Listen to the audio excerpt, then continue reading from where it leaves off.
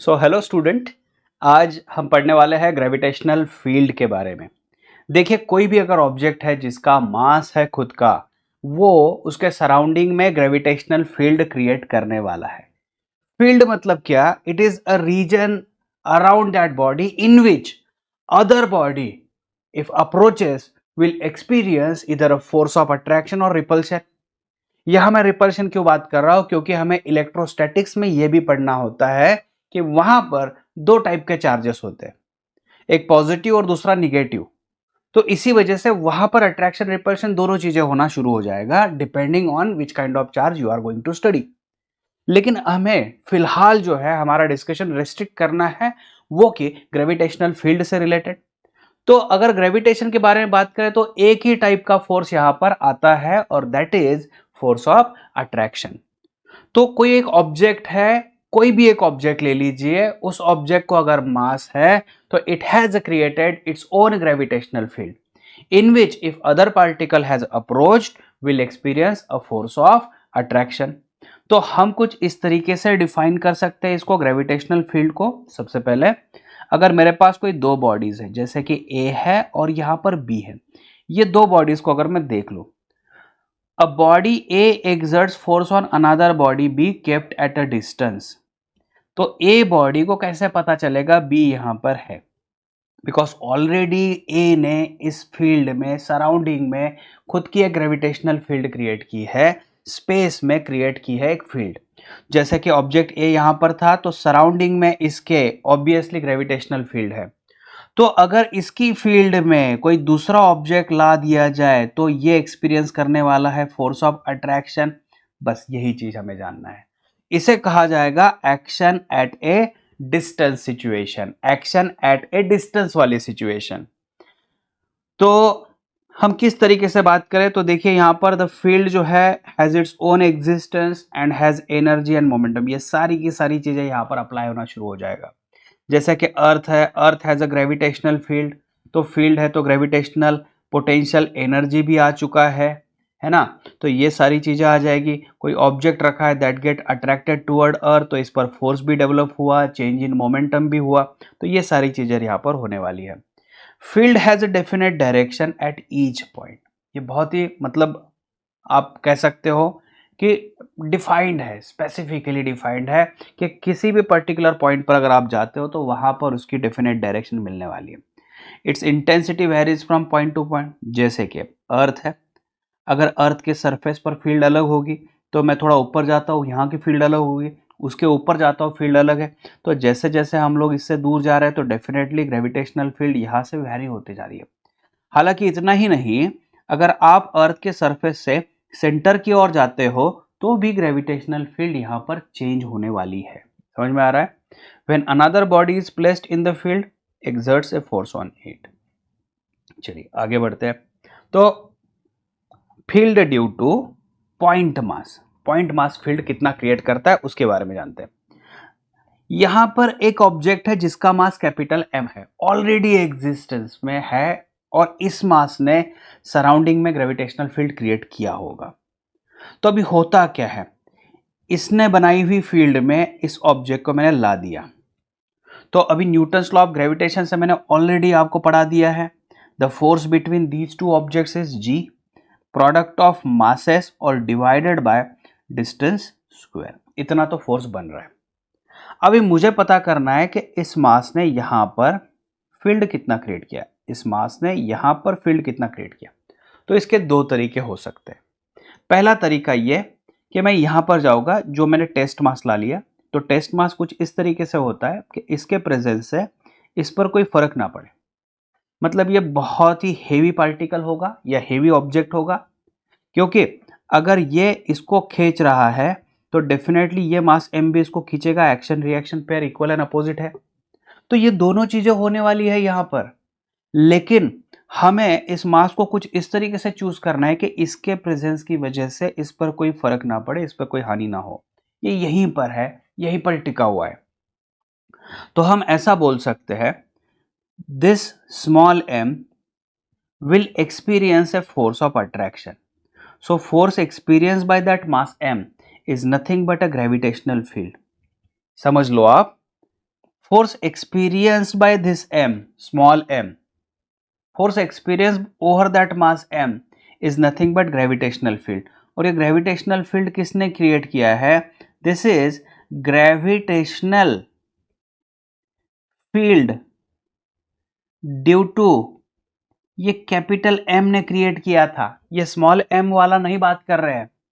ऐसा नहीं होता है कि खुद ने फील्ड क्रिएट किया और खुद पर ही फोर्स जनरेट कर रहा है, ऐसे बिल्कुल नहीं होने वाला है ना। तो आपको एक चीज निकालनी पड़ेगी कि force experience by this mass और force over that mass M is gravitational field.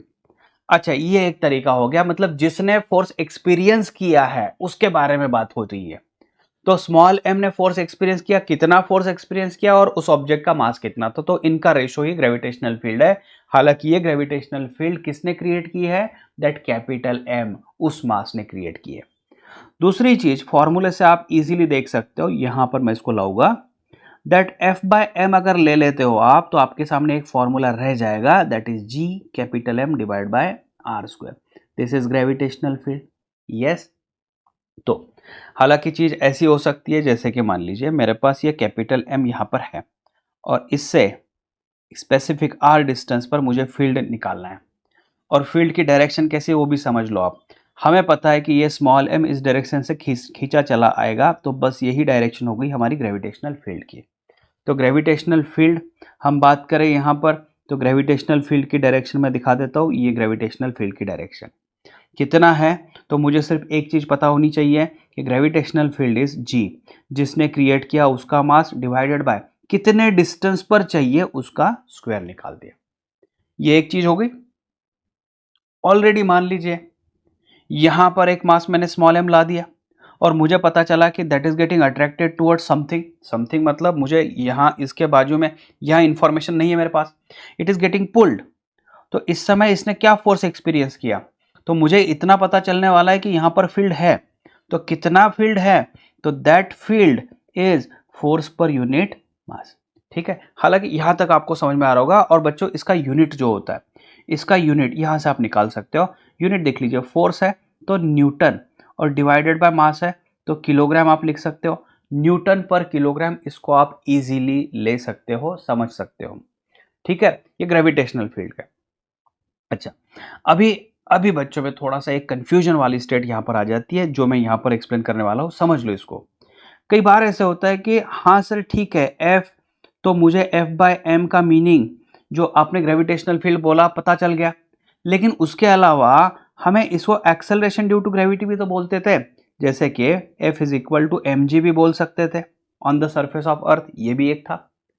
समझ लो acceleration due to gravity is a different thing and whereas gravitational field is a different thing. क्या होता है, इसको मैं इस तरीके से समझाता हूं। ऑलरेडी एग्जिस्टेंस में ऑलरेडी अर्थ यहां पर है, Earth has created gravitational field हर तरफ, मतलब इस डायरेक्शन में देखिए यहां पर ग्रेविटेशनल फील्ड है, हर तरफ ग्रेविटेशनल फील्ड क्रिएट की है। जैसे हम लोग दूर जाते हैं तो ग्रेविटेशनल फील्ड कम होती जाती है, तो यहां पर already earth has created a gravitational field. अच्छा, इस फील्ड में अगर कोई ऑब्जेक्ट मैं रख दूं, it will experience a force, तो उस वजह से देखिए फील्ड की वजह से फोर्स डेवलप हुआ और फोर्स की वजह से बॉडी एक्सेलरेट हुई है, तो सीधी सी बात है acceleration is because of that gravitational field. तो इसको तो ऐसा नहीं बोल सकते ना, this is result we have got and this is cause which has produces a force.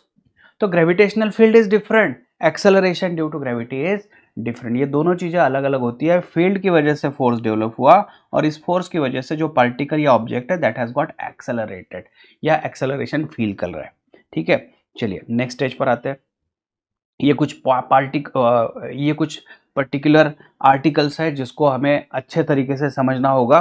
तो सबसे पहले देख लो बच्चों, यहाँ पर field due to uniform solid sphere. समझ लो मैं यहाँ पर सॉलिड स्फीयर के बारे में बात कर रहा हूँ, इसके डेरिवेशन में जाने की जरूरत नहीं है। हमें 3 पॉइंट पर यहां पर काम करना है कि gravitational field due to solid sphere, तो ये सॉलिड होना जरूरी है। ठीक है, तो 3 पॉइंट कौन सा है, ये एक पॉइंट मैंने ले लिया जो कि आउटसाइड और all distances are measured from the centre of that solid sphere. फिर दूसरा पॉइंट हम लोग सरफेस पर ले लेंगे और तीसरा पॉइंट जो है वो कहीं अंदर ले लेते हैं। एक एक के बारे में बात करते हैं। तो आउटसाइड के लिए बात अगर करूं, आउटसाइड एट ए के बारे में अगर बात करूं, तो फील्ड का फॉर्मूला आ जाएगा G capital M divided by that small are square. बस ये फॉर्मूला डायरेक्टली रख दो। जैसे हम सरफेस पर आ जाते हैं, तो at surface that is at capital D, इस पॉइंट पर अगर मैं बात करूं तो क्या होगा, यहां पर ग्रेविटेशनल फील्ड देख लीजिए, जी एम डिवाइडेड बाय आपको लिखना है कैपिटल आर स्क्वायर। ये दूसरा फॉर्मूला सरफेस पर। तीसरा formula inside at point B लिख देता हूं मैं। तो ग्रेविटेशनल फील्ड इनसाइड समझ लो G M small r divided by मुझे लिखना है आर क्यूब। ये फॉर्मूला आपको लर्न करके रखना पड़ेगा। तो अगर मैं एट सेंटर चला जाता हूं, तो सेंटर पर मतलब एट पॉइंट ओ, तो स्मॉल आर की वैल्यू जीरो हो जाएगी। तो जैसे जीरो होगी ग्रेविटेशनल फील्ड हो जाएगी बच्चों जीरो। तो आप इससे इजीली समझ सकते हो कि gravitational field outside the sphere is inversely proportional to R square. On the surface ये तो कांस्टेंट मिल गया, और inside gravitational field is directly proportional to that R. देखिए स्मॉल आर का मीनिंग जो होता है that is distance between that object जिसका हम स्टडी कर रहे हैं, and the second thing is that from.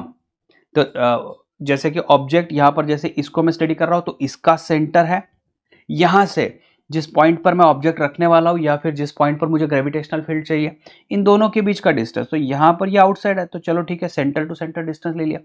यहां पर ये पूरा अर्थ या सॉलिड स्फीयर ले रहा हूं मैं, तो सॉलिड स्फीयर का सेंटर यहां पर दिख रहा है मुझे, है ना, ये दिख रहा है। तो यहां से इस पॉइंट पर मुझे ग्रेविटेशनल फील्ड चाहिए, इनके बीच का डिस्टेंस यार। तो आर जो ये वर्साटाइल है, हम लोग इस्तेमाल कर सकते हैं वेरिएबल की तरह। अब इसका ग्राफ कैसे होगा, तो पहले तो ग्राफ वाई एक्सिस पर ग्रेविटेशनल फील्ड और ये आर यहाँ पर, तो स्ट्रेट लाइन आ जाएगा क्योंकि मैंने ऑलरेडी आपको बता दिया डायरेक्टली प्रोपोर्शनल टू आर।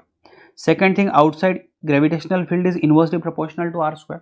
तो ये ग्राफ को आपको लर्न करके रखना पड़ेगा, और ये आर इक्वल टू आर पर ये मैक्सिमम वैल्यू होती है।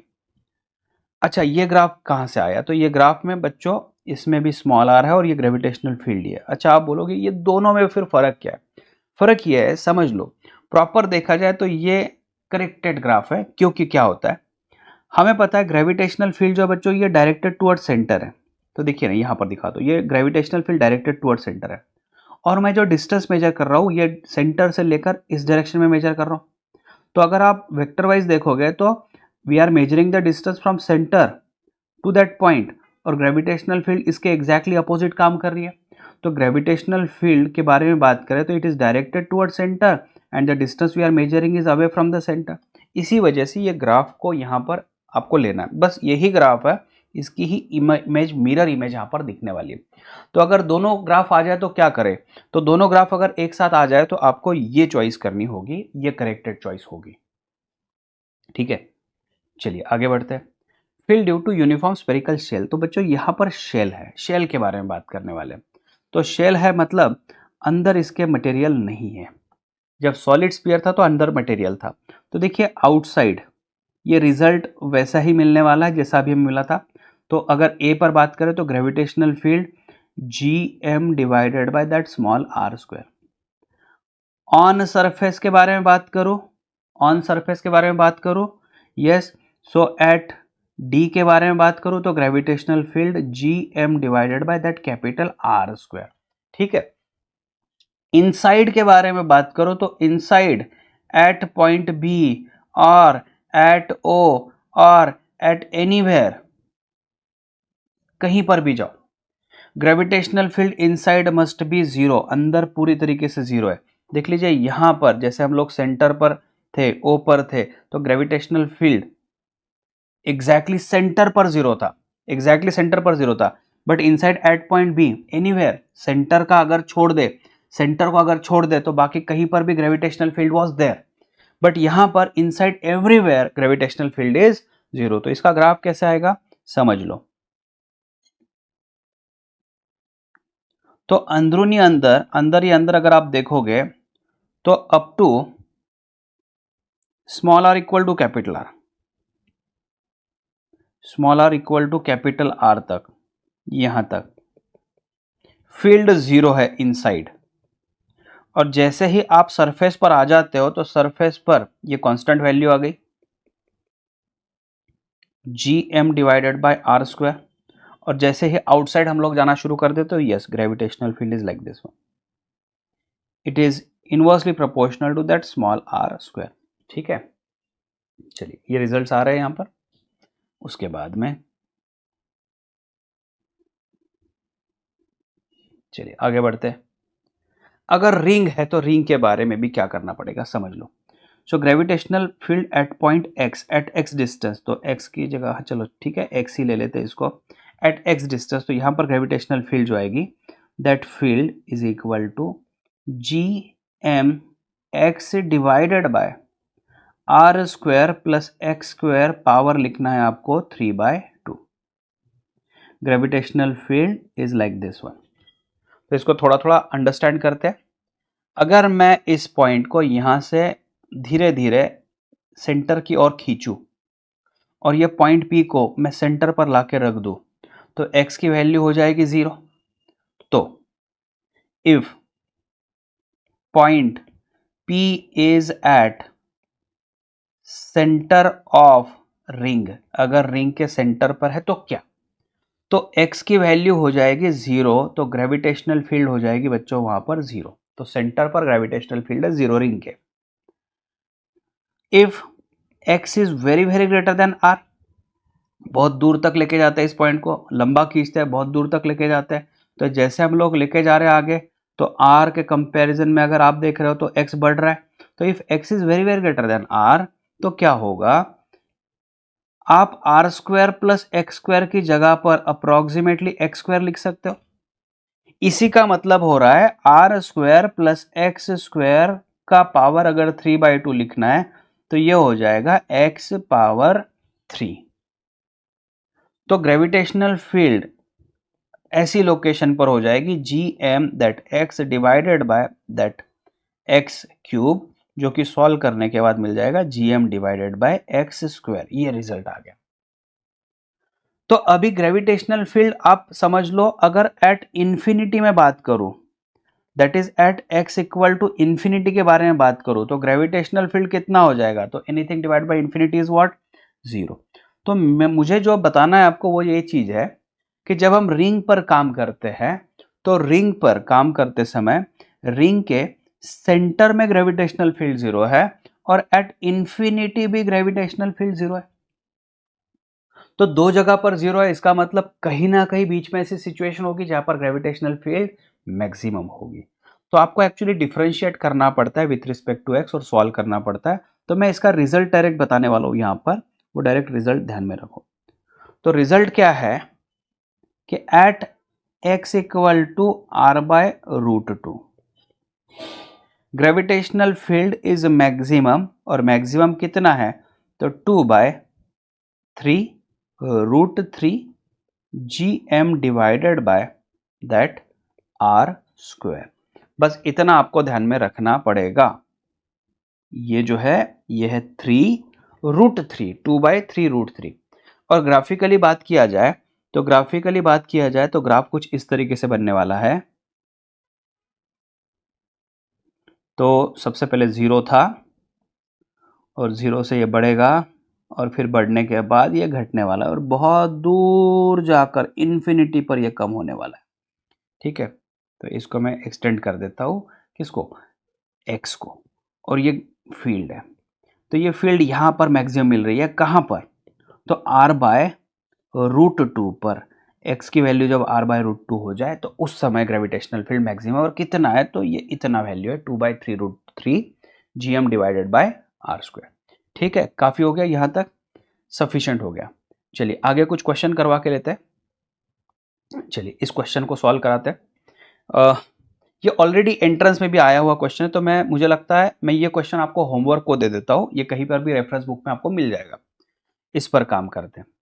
ये समझ लो क्या है, find the gravitational force of attraction between ring and sphere as shown in the diagram where the plane of ring is perpendicular to the line joining the centre. If यहां पर देखिए ये डिस्टेंस है √r, the distance between the centres of the ring and the sphere of mass m both have the equal radius r। चलो ये भी आ रहा है, ये भी आ रहा है। तो मेरा ये मानना है अभी यहाँ पर ऐसा करते हैं, इमेजिन करो कि रिंग ने यहां पर ग्रेविटेशनल फील्ड क्रिएट किया है। रिंग का ग्रेविटेशनल फील्ड जो होगा इस लोकेशन पर, इसको मैं फिलहाल के लिए x मान के चलता हूं। तो gravitational field because of the ring is G M X divided by, formula हम लोग लिखते हैं R square plus X square power 3/2। ये फील्ड पहले निकाल लेते हैं। तो कितना फील्ड होगा? तो अभी आपको समझ में आ रहा है कि जी एम और एक्स की जगह पर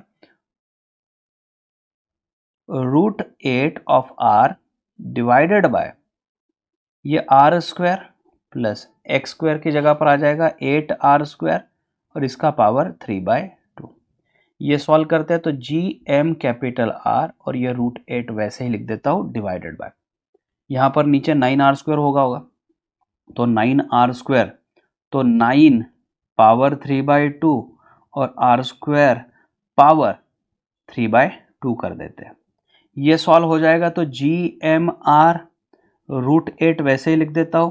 9 जो होता है वो 3 का स्क्वायर होता है, तो 3 का स्क्वायर, तो 3 का स्क्वायर या फिर 3 स्क्वायर पावर यह 3/2 और r² का पावर 3/2। आप अभी सॉल्व कर सकते हो, ये 2 कैंसिल हो जाएगा, ये 2 कैंसिल हो जाएगा। तो बच्चों 3 का क्यूब वह 27 यहां पर आ गया, ये r का क्यूब आ गया, ऊपर जी एम आर √8 आ गया, तो finally G M √8 divided by the 27 और r² मिल गया। इतना ग्रेविटेशनल फील्ड रिंग ने तैयार किया। अभी क्या करना है, तो इस रिंग ने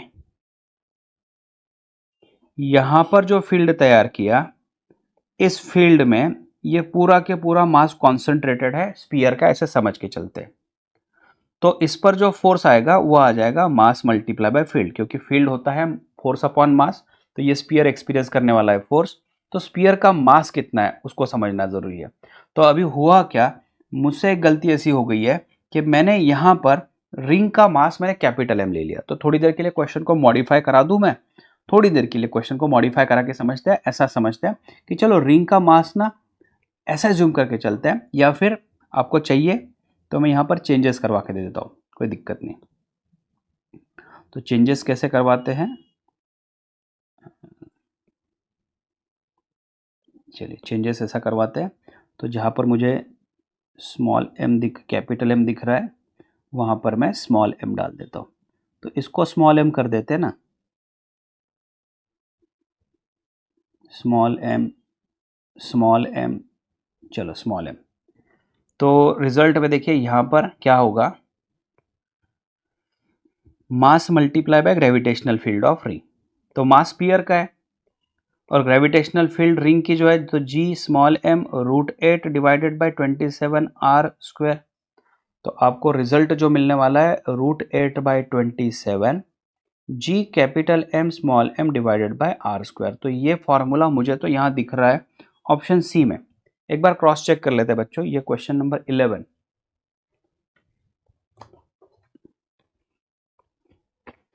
राइट, क्वेश्चन नंबर 11 का आंसर आ गया सी। इतना समझ में आ रहा है ग्रेविटेशनल फील्ड के बारे में, यहां तक पक्का चल रहा है सब कुछ अच्छे से। चलिए ग्रेविटेशनल फील्ड के बाद में ग्रेविटेशनल पोटेंशियल, ये एक और चीज है। देखिए पोटेंशियल और पोटेंशियल एनर्जी ये दो चीजें हैं जो आपको समझना है। तो क्या करना है समझ लो इसको, ये एक बेसिकली वर्क डन से रिलेट कर रहा है। कैसे वर्क डन से रिलेट कर रहा है उसको आप समझ लो। पार्टिकल है जिसका मास स्मॉल एम है, is taken from point A to point B while keeping all other masses fixed. The change in potential between 2 points at defined as like this one. कैसे डिफाइन किया जाए वो भी समझ लो आप। कोई ऑलरेडी एग्जिस्टिंग, मैं यहां पर कोई ऑब्जेक्ट दिखा रहा हूं, ऑलरेडी यहां पर कोई ऑब्जेक्ट है, और ऐसे ही इनफाइनाइट या फिर कहीं और दूर डिस्टेंस पर, यहां पर मान लीजिए ये स्मॉल, ये डिस्टेंस है, यहां पर स्मॉल एम था, मैं स्मॉल एम को यहां से लेकर यहां तक ला रहा हूं। समझ में आ रहा है, मैं ए से लेकर इसको बी तक ला रहा हूं। I am doing some work to move that object from A to B. मैं ए से लेकर बी तक इस ऑब्जेक्ट को डिस्प्लेस करने वाला हूं।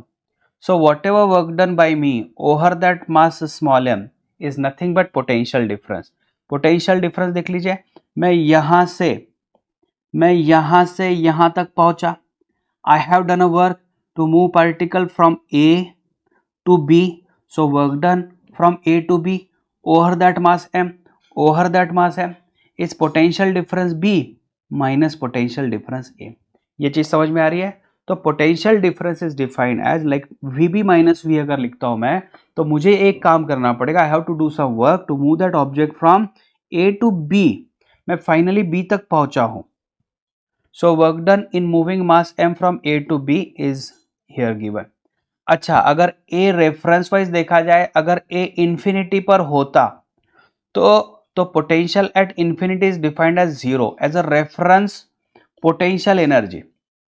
इंफिनिटी के लिए हम लोग रेफरेंस पोटेंशियल एनर्जी लेते हैं zero.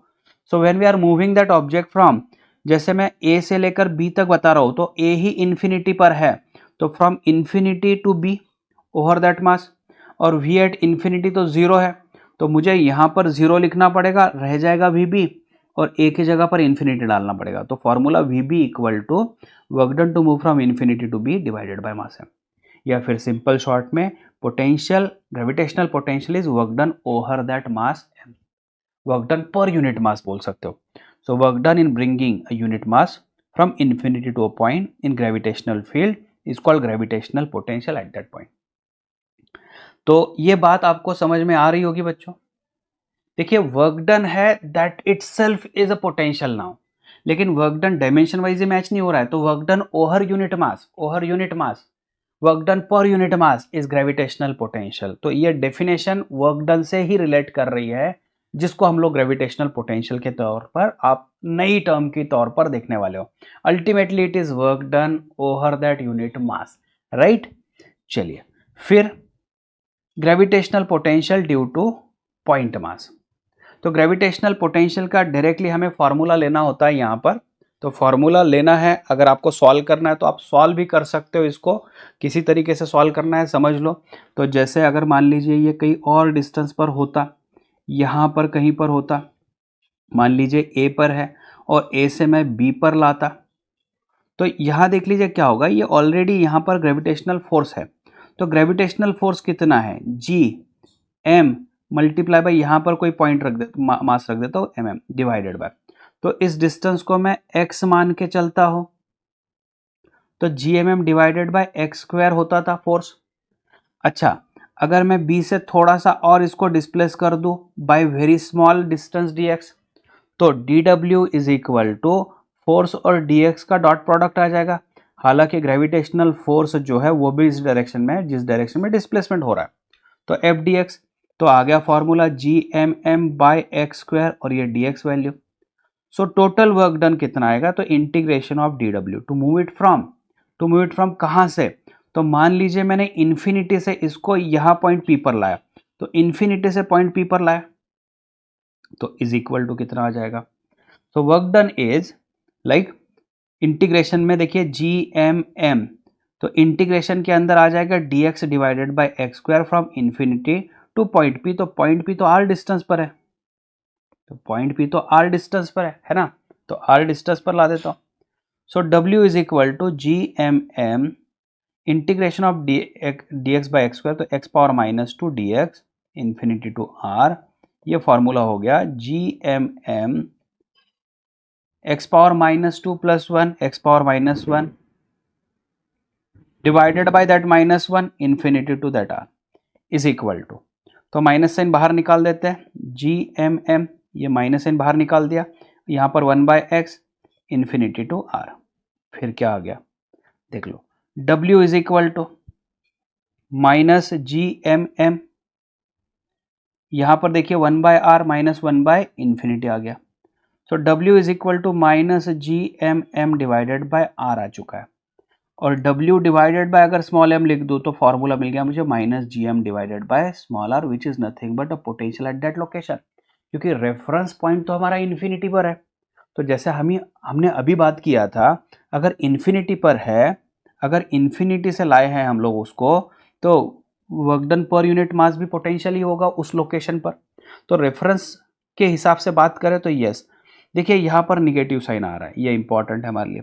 So V is minus G M divided by R, ये आ चुका है यहाँ पर। अब बोलोगे हमने कहाँ पे वर्क डन किया, तो हमने वर्क डन किया यहाँ पर, क्योंकि ग्रेविटी तो खुद ब खुद उसको खींचने वाली थी और हमें सिर्फ पोटेंशियल को डिफाइन करना है, तो काइनेटिक एनर्जी को हमें जीरो रखना था। काइनेटिक एनर्जी को जीरो रखना है तो जितना फोर्स ग्रेविटी डाल रही है उतना ही अपोजिट फोर्स मुझे एक्सटर्नल भी देना पड़ेगा, ताकि होगा क्या, ये एक दूसरे को बैलेंस करे और ये बहुत ही स्लोली, क्योंकि कांस्टेंट वेलोसिटी भी रख सकते हो, कांस्टेंट वेलोसिटी है तो काइनेटिक एनर्जी आ जाएगा, तो मुझे बहुत ही स्लोली इसको लाना है इस डायरेक्शन में। चलिए, हमें पोटेंशियल का फॉर्मूला मिल चुका है, ये यहाँ पर इंपॉर्टेंट है। आगे बढ़ते हैं बच्चों। Potential of uniform solid sphere, तो यूनिफॉर्म सॉलिड स्फीयर अंडरस्टैंड कर लो, सॉलिड स्फीयर, तो मैं इसके डायरेक्टली रिजल्ट देने वाला हूँ।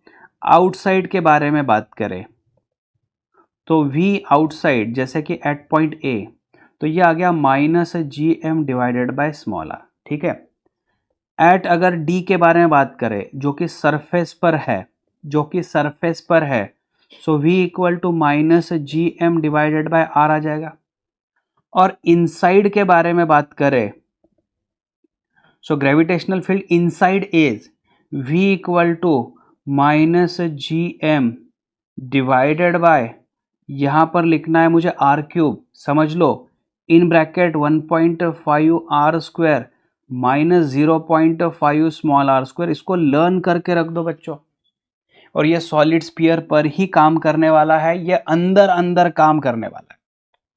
तो gravitational potential inside is minus G M divided by R cube in bracket 1.5 R square minus 0.5 small are square, ठीक है। तो जैसे एट सेंटर अगर बात करो तो सेंटर पर स्मॉल आर की वैल्यू 0 हो जाएगी, तो V एट सेंटर कितना हो जाएगा, तो देखिए minus G M divided by R cube, 1.5 को आप लिख सकते हो 3/2 और ये कैपिटल आर स्क्वायर, ये तो 0 हो जाएगा, स्मॉल आर 0 है तो फाइनल रिजल्ट मुझे मिल गया -3/2 G M divided by are.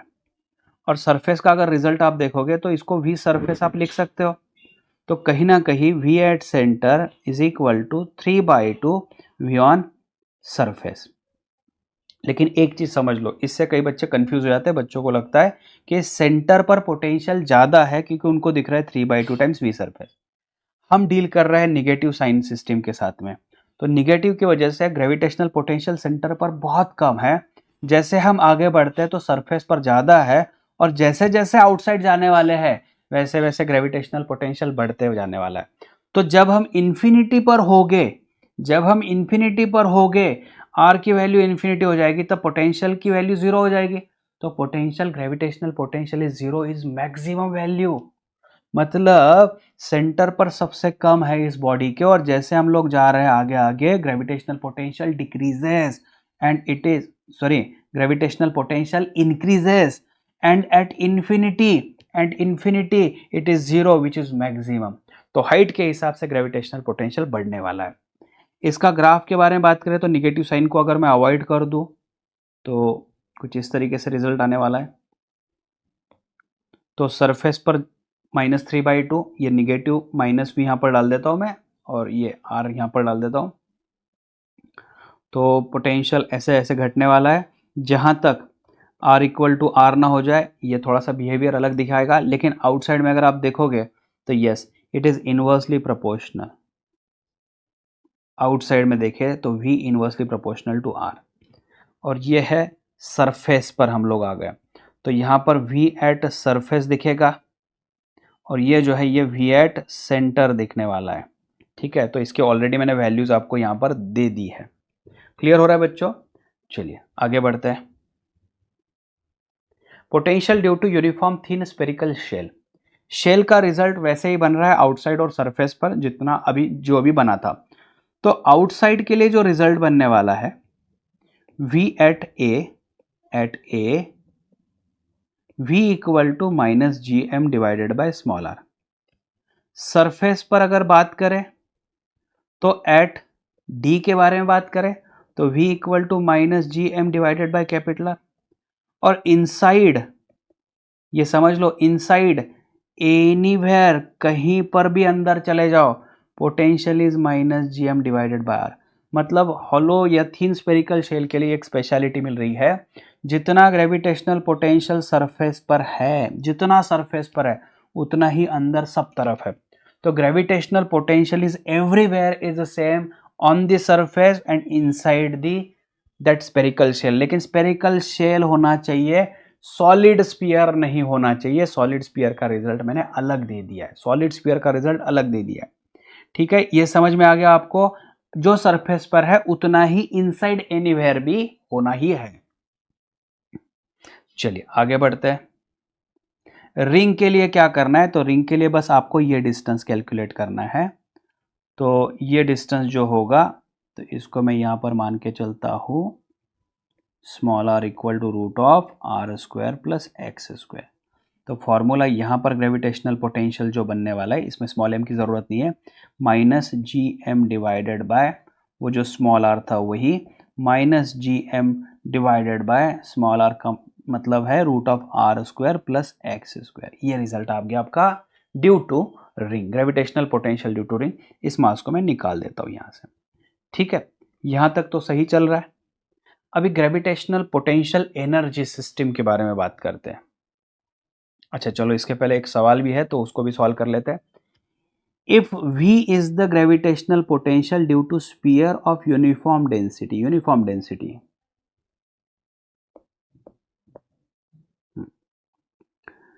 On its surface, then its value at the centre. अभी हमने बात किया था 3/2 टाइम्स V, तो 82 का अगर आंसर देखा जाए तो यस, बी आंसर है, 3/2 times V on the surface. Okay, gravitational potential energy ये कॉन्फ़िगरेशन बेस्ड होता है, ये कॉन्फ़िगरेशन बेस्ड होता है। जैसे कि मान लीजिए मैं इसको स्टडी कर रहा हूं और यहां पर कोई ऑब्जेक्ट मैंने स्मॉल m रख दिया, तो ये एक सिस्टम की तरह काम करने वाली है। ऑलरेडी इस मास ने यहां पर पोटेंशियल क्रिएट किया है और पोटेंशियल की वैल्यू यहां पर है minus G capital M divided by R। तो पोटेंशियल एनर्जी ऑफ सिस्टम हो जाएगी small m multiply by potential created by other mass. इसने जो पोटेंशियल क्रिएट किया है ये, इसको मल्टीप्लाई बाय ये स्मॉल m। तो मुझे रिजल्ट मिल गया यहाँ पर minus G M M divided by small r। ये रिजल्ट मिल चुका है, ये पोटेंशियल एनर्जी ये सिस्टम की है। हम लोग अलग तरीके से भी समझते हैं। मान लीजिए स्मॉल m है और स्मॉल m ने यहाँ पर कोई पोटेंशियल क्रिएट किया हो v dash, which is minus G small m divided by r। और इस पोटेंशियल में ये स्मॉल m ने जो क्रिएट किया पोटेंशियल, इस पोटेंशियल में ये कैपिटल M रख दिया। तो potential energy of system again, जो कैपिटल M है उसको मल्टीप्लाई बाय पोटेंशियल जो क्रिएट किया दैट स्मॉल m ने। तो फॉर्मूला रिजल्ट वापस से वही minus G M M divided by small r। तो इस तरीके से potential energy is mass multiply by already existing potential at that place. और ये स्केलर क्वांटिटी होती है, इसका एडिशन सब्ट्रैक्शन जैसे हम लोग बाय रूल करते हैं सिंपल मैथमेटिक्स, तो उसी तरीके से इसका काम करना होता है। Gravitational potential energy of system of charges जो अभी हम लोगों ने अभी डिस्कस कर लिया है, बस वही चीज है। उसके अलावा अगर डेफिनेशन के बारे में बात करें तो कुछ इस तरीके से भी हो सकता है, work done to move given mass और given body of mass m, given mass from infinity to given point, इस तरीके से आप बोल सकते हो।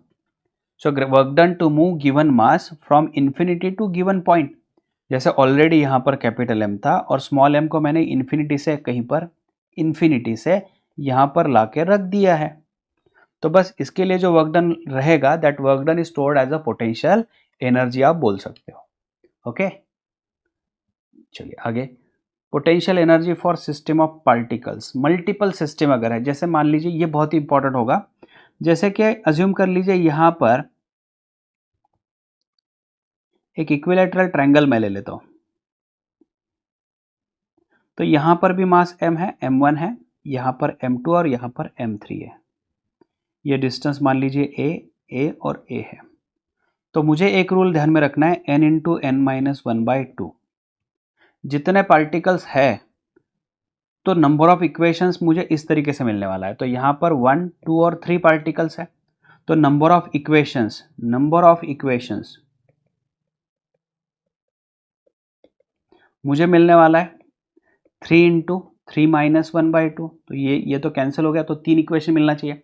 इक्वेशन किस तरीके से बनाते हैं, तो पहले इसको लॉक कर लो, इसका पूरा इंटरेक्शन ले लो आप। तो potential energy minus G m1 m2 divided by A, इन दोनों का इंटरेक्शन मैंने ऑलरेडी कर चुका है। फिर minus G m1 m3 divided by A, फिर मैंने इन दोनों का इंटरेक्शन कर लिया। ऑलरेडी m1 ने एक इंटरेक्शन कर लिया है और m1 ने ये दूसरा इंटरेक्शन भी कर लिया है। अभी इसको डिस्कार्ड कर लो, इसको निकाल दो, अभी इसको वापस से कैलकुलेशन में नहीं लेना है। फिर दूसरा जो दिख रहा है उस पर जाओ, फिर देखिए इसके इंटरेक्शन कितने हो गए, तो इसका एक ही इंटरेक्शन होगा जो रिपीट नहीं हो रहा है। तो फॉर्मूला आ गया minus G m2 m3 divided by A. तो इस तरीके से जितने कॉम्बिनेशन बना सकते हो, तो लेकिन नंबर ऑफ इक्वेशंस पे आपको ध्यान रखना है n into n minus 1/2। Okay, चलिए यस, पोटेंशियल एनर्जी डिफरेंस पर काम करते हैं। यह भी बहुत ही इंपॉर्टेंट चीज हमारे लिए यहां पर है। तो अज्यूम करते हैं यहां पर जो है अर्थ को मैं मान के चलता हूं, तो अर्थ के सरफेस पर जो ग्रेविटेशनल पोटेंशियल एनर्जी होगी यहां पर, तो मैं इसको यू इनिशियल बोल देता हूं minus G M divided by capital R, क्योंकि मैं पार्टिकल मास m को यहां से उठाकर यहां पर लेके जाने वाला हूं। तो यहां पर यू फाइनल कितना हो गया, minus G M divided by R plus H हो गया। तो पोटेंशियल डिफरेंस कितना हो गया, तो U final minus U initial लिया जाए, तो U final minus U initial में अगर आप देखोगे तो minus G M divided by R plus H minus, और ये माइनस की वजह से फिर वापस से प्लस, तो G M divided by capital R. इसमें जी एम निकल जाएगा बाहर, तो 1/r minus 1/that r plus H आ गया। इसको क्रॉस मल्टीप्लाई कर दो जी एम, तो ये बच्चों आ गया r प्लस एच, ये minus r divided by r into R plus H. ठीक है, तो ऊपरी तौर पर अगर देखा जाए तो जी एम ऊपर ये r कैंसिलेशन हो गया, तो h डिवाइडेड बाय r। तो मैं क्या करूँगा, इस ब्रैकेट में से एक r कॉमन निकाल दूंगा, तो r 1 plus H by R. इससे क्या होगा समझ लो, हमें ऑन सरफेस के बारे में इसके पहले हमने पढ़ा है कि g is equal to G capital G M divided by R square, acceleration due to gravity on the surface के बारे में हमने पढ़ा है। तो G capital M can be equal to G R square, right.